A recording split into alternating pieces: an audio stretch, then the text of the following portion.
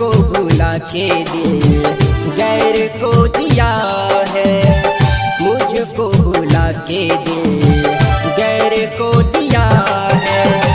प्यार भरा मेरा दिल तोड़ दिया है। प्यार भरा मेरा दिल तोड़ दिया है। मुझको भुला के दिल गैर को दिया है। मुझको भुला के दिल गैर को दिया है। Recording by KC Music, Dalsingsarai।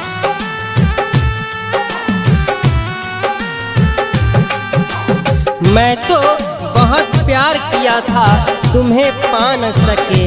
ख्यालों में किसी और को ला न सके। तुम्हें देखकर आंसू तो पोंछ लिए, पर किसी और को देखकर मुस्कुरा न सके, मुस्कुरा न सके। पहला मोहब्बत पहला दिन मैं कितना खुश नसीब था।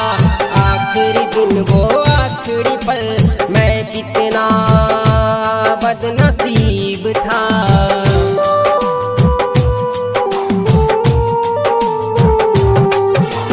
पहला मोहब्बत पहला दिन मैं कितना खुश नसीब था। आखिरी दिन वो आखिरी पल मैं कितना बदनसीब था। जाने मेरा कितना कठोर हो गया है। जाने मेरा कितना कठोर हो गया है। मुझको भुला के दिल गैर को दिया है। मुझको भुला के दिल गैर को दिया है।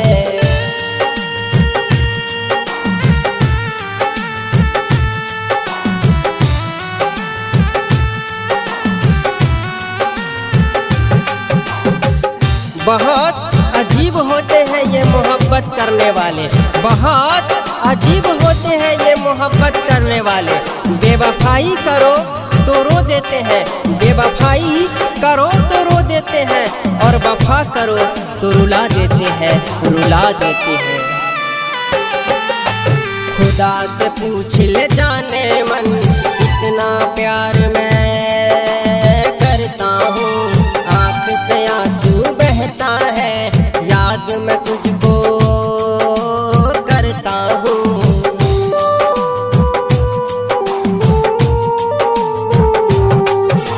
खुदा से पूछ ले जाने मन, कितना प्यार मैं करता हूँ। आँख से आंसू बहता है, याद मैं तुझको करता हूँ। मेरे दिल के टुकड़े हजार हो गया है।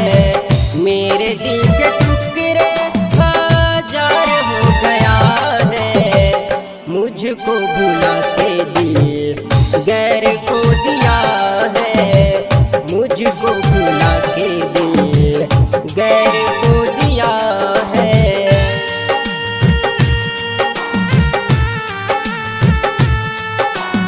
Recording by KC Music, Dalsingsarai। मोहब्बत का खेल भी अजीब होता है। जब किसी से होता है तो ये दिल बहुत खुश होता है। दोस्तों, दर्द का एहसास तो तब होता है जब किसी बेवफा से मोहब्बत हो, और उस बेवफा के दिल में कोई और होता है, कोई और होता है। गैरों के संग मिलके तूने खेल मेरे संग खेला है।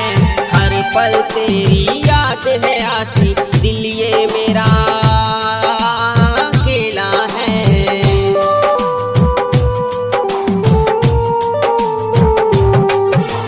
गैरों के संग मिलके तूने खेल मेरे संग खेला है।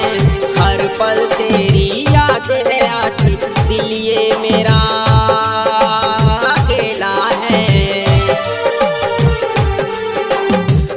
जख्म में ये गहरा जान मार हो गया है, जख्म में ये गहरा जान मार हो गया है।